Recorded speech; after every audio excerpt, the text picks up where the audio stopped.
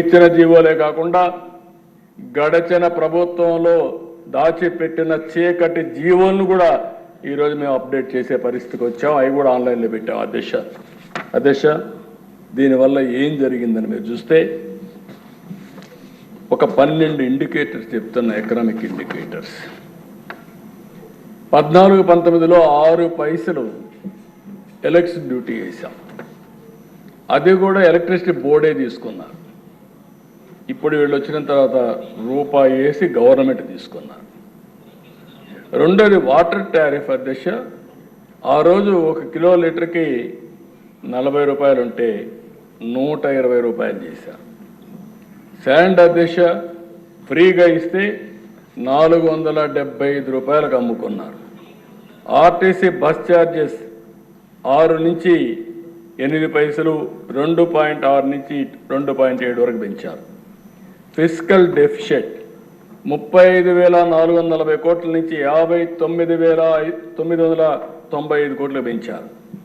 Debt to GSTP ratio మనం తీసుకునే అప్పులన్నీ మనం చూస్తే జిఎస్టిపి రేషియో కంపేర్ చేస్తే అప్పుడు 44 ఉంటే ఇప్పుడు 53% పెరిగింది.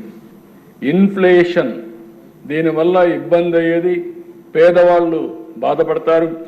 4.5% ఉంటే 19-24 మధ్యలో 6.2% నమోదైంది. పర్ క్యాపిటా డెట్ 74,790 ఉంటే 1,44,336 రూపాయలు పెరిగింది. అప్పు పెరిగింది, ఖర్చులు పెరిగాయి, ఆదాయం తగ్గింది.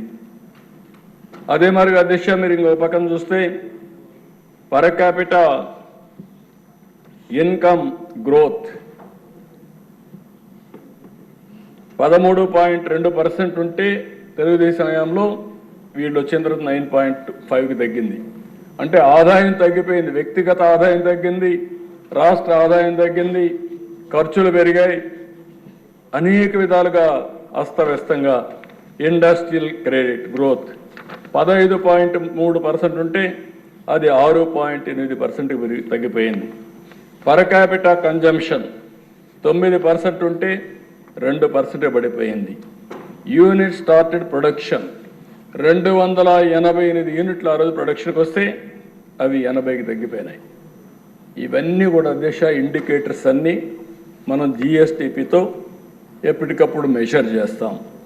అగ్రికల్చర్, ఇండస్ట్రీ, సర్వీసెస్ కింద.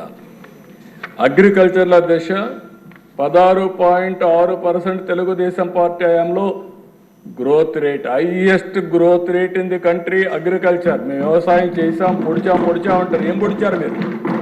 మీరు వచ్చే కొద్ది 10.5% తగ్గిపోయింది. దగ్గర 6.1% తగ్గిపోయింది. సమాధానం చెప్తారని అడుగుతున్నా. ఇంకో పక్క ఇండస్ట్రీ 11.9 ఉంటే అది 11.8 ఉంది.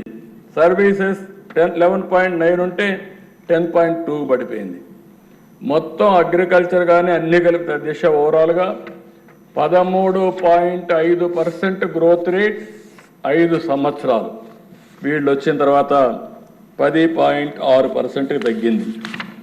అంటే ఈ 2.9% 3% తగ్గితే దీని ఇంపాక్ట్ 5 సంవత్సరాల్లో రాష్ట్రానికి వచ్చే గ్రోత్ రేట్ 6,94,000 కోట్ల రూపాయలు తగ్గిపోయింది. ఇంకో పక్క రాష్ట్రానికి వచ్చే ఆదాయం 13.5% పెరుగుంటే 76,195 కోట్ల రూపాయల అదనపు ఆదాయం వచ్చేది. 76,000 కోట్ల రూపాయలు వస్తే ఎన్ని సంక్షేమ కార్యక్రమాలు చేయొచ్చునో అది ఒక ఉదాహరణ మాత్రం.